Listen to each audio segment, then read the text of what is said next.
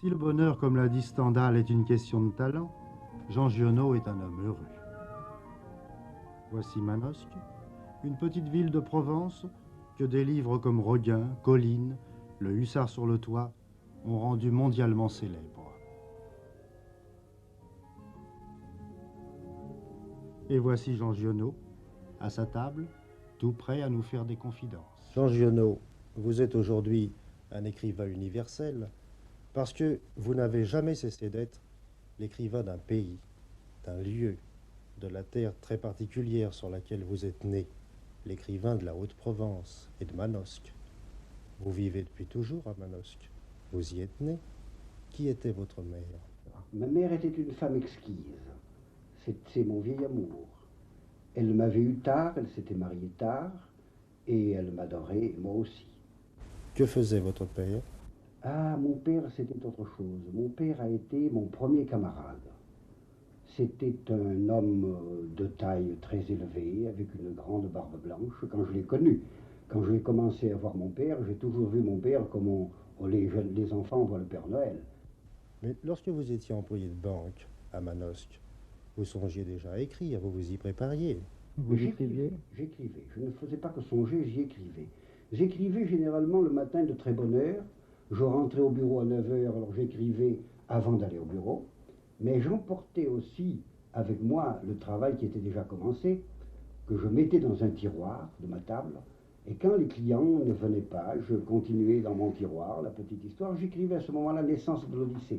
Puis un livre qui n'a pas paru, qui ne peut pas apparaître, qui s'appelait Angiolina. Écrire, c'est pour vous une souffrance ou un plaisir? C'est le plus grand plaisir de ma vie. Le plus grand plaisir, j'en ai discuté d'abord avec Gide. Mais il était avec nous à l'allée, il passait des vacances avec nous à l'allée, et il écrivait à ce moment-là les nouvelles nourritures. Nous avions 2 pièces à côté, voisines, pour écrire, moi de mon côté, l'Odyssien. Et souvent, il me disait, mais enfin, Giono, que vous ne souffrez pas. Et je lui disais ingénument, si je souffrais, je ferais certainement un autre métier, je chercherais quelque autre chose à faire. La même question m'a été posée à 30 ans de distance par une visiteuse hier, une dame qui est venue me voir, qui est une dame peintre et qui avait ce petit travers romantique de prétendre que l'artiste créateur devait créer dans la souffrance, dans les tortures, enfin. J'ai été peut-être un peu vif pour lui répondre que ça n'était pas vrai, que tout ça était un malentendu terrible et qu'en réalité, il n'y avait pas beaucoup plus d'importance à écrire un poème, un roman ou une pièce de théâtre qu'à un cordonnier de faire un soulier ou un menuisier de faire une table. Alors pourquoi le menuisier, pourquoi le cordonnier n'accoucherait pas d'un soulier ou d'une table dans la douleur et dans la souffrance? Non, moi je lui ai dit carrément que si j'étais obligé de faire un travail qui me fasse souffrir constamment, j'en ferai certainement une autre. Au contraire, c'est le plus grand de joie, mon plus grand plaisir. Une question qui va peut-être vous surprendre. Êtes-vous gourmand? Oui, bien sûr, je suis extrêmement gourmand, mais pas peut-être dans un sens plus général que celui que vous voulez donner à ce mot. Dernièrement, justement pour des raisons de santé, on m'avait mis à un certain régime qui était sans sel. Alors c'est abominable de manger des choses sans sel. Bien, pas du tout. On finit par trouver aux choses sans sel un goût différent et un goût qui vous rend aussi gourmand des choses sans sel qu'on était gourmand des choses avec sel avant. Surtout ce que vous appelez la gourmandise, c'est la finesse du goût. Oui, voilà. Bien que vous soyez profondément enraciné dans Manosque, êtes-vous un voyageur? Je ne l'ai pas été pendant longtemps. Pendant longtemps, je suis resté à Manosque avec plaisir. J'y restais, je m'enracinais. En réalité, d'ailleurs, j'ai toujours ce besoin d'enracinement. Je suis plutôt l'ennemi de la vitesse, j'aime m'enraciner. Malgré tout, ça n'est pas incompatible avec le voyage. On peut s'enraciner dans le voyage. Est-ce que vous avez découvert dans vos voyages un pays où vous auriez aimé vivre? Oui, alors ça, je l'ai découvert et ça n'est pas un pays du Sud. J'ai toujours peur du Sud. Le Sud m'effraie. Le Sud m'effraie, me repousse un peu par son soleil. Je n'aime pas le soleil. Je n'aime pas le soleil, j'adore la pluie, les cieux mouillés, les petites brumes. Et à ce titre-là, d'ailleurs, j'aime beaucoup les automnes parisiens. Et j'ai trouvé le pays qui aurait été le pays de mes rêves en Écosse. En Écosse. J'ai fait un voyage en Écosse avec ma fille il y a 5 ans. Et brusquement, je me suis rendu compte que c'était le pays qui avait hanté tous mes rêves les plus désordonnés, tous mes rêves les plus chers. Brusquement, j'ai trouvé là les couleurs, la tendresse du ciel, la qualité de l'air, le degré d'humidité qu'il me fallait, les grands espaces découverts, les lacs, le romantisme étonnant. Est-ce que vous rêvez beaucoup et souvent? Rêver la nuit? Oui, la nuit. Non, pas souvent, quoique quelquefois, un rêve qui est presque toujours le même et qui revient toujours. Je Lequel? visite une ville. Je visite une ville et je me souviens d'avoir déjà rêvé ce rêve-là. Et je me dis, tiens, tu es allé du côté gauche dans cette petite rue où il y a des boutiques et des librairies, tu vas aller maintenant sur la place de la gare. Or, il s'est trouvé quelque chose, c'est qu'après avoir rêvé ce rêve-là pendant des années, j'ai fidèlement trouvé l'endroit de mes rêves, l'endroit que je rêvais, sans l'avoir jamais vu. C'est la place San Carlo à Turin. C'est étrange. Vous ne l'aviez jamais vu? Je ne l'avais jamais vu. Et je rêvais exactement de ça, très exactement. Et j'avais déjà visité à peu près toutes les rues avoisinantes de la place San Carlo. Si vous voulez, revenons à la Provence. Il y a plusieurs Provences littéraires. Il y a celle de Pagnol, il y a celle de Daudet et de Mistral, celle des Faits libres. Et puis il y a la vôtre, qui est beaucoup plus pathétique. Il y a deux Provences. Je ne parle pas de la mienne. Moi, la mienne, je ne peux pas parler de ce que je fais. Mais il y a la Provence, comme vous avez dit, de Jean Écart, de Pagnol, de Daudet, de Mistral. Et puis il y a l'autre Provence, qui est celle qui a été décrite par les grands écrivains, c'est-à-dire aussi bien par Stendhal que par Shakespeare, que par Cervantes, que par Dostoïevski.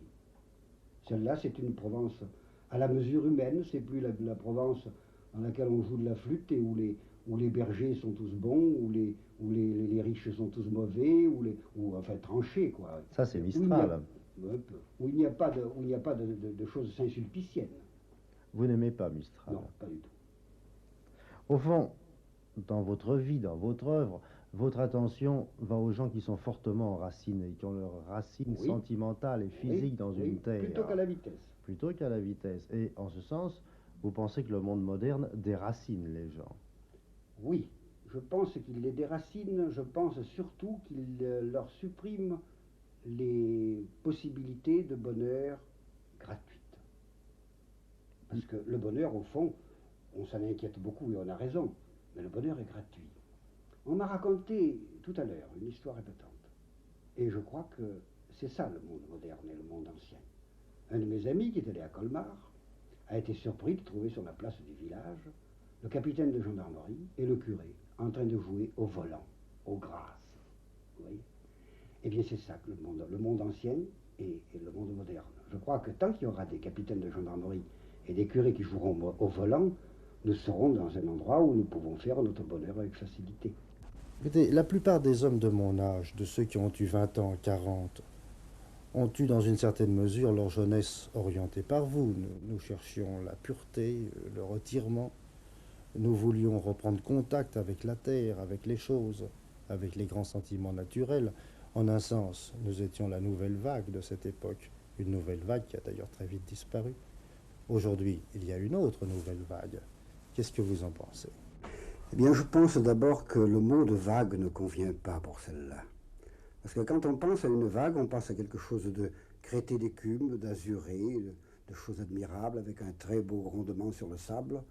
Ce n'est pas du tout le cas pour la nouvelle vague. Ce qu'elle apporte n'apporte que c'est une vague qui serait à l'issue des égouts d'une grande ville. Ce n'est pas une vague de pleine mer. Ce que je lui reproche, moi je lui reproche de se complaire dans les choses laides, de faire tout ce qu'il faut pour que les gens soient malheureux plutôt qu'heureux. Nous connaissons tout ce qui nous apporte, nous le voyons. Je ne parle pas évidemment des jeunes gens en blouson noir, ça c'est autre chose. Ça. Nous parlons simplement dans le domaine du cinéma, par exemple, ou dans le domaine de la littérature. Je n'ai jamais été saisi par quelque chose de profondément émouvant dans ce qu'ils m'ont apporté jusqu'à maintenant. Au cinéma, je n'ai pas pu encaisser des cousins, je n'ai pas pu, ça me sortait des yeux, je suis sorti du cinéma.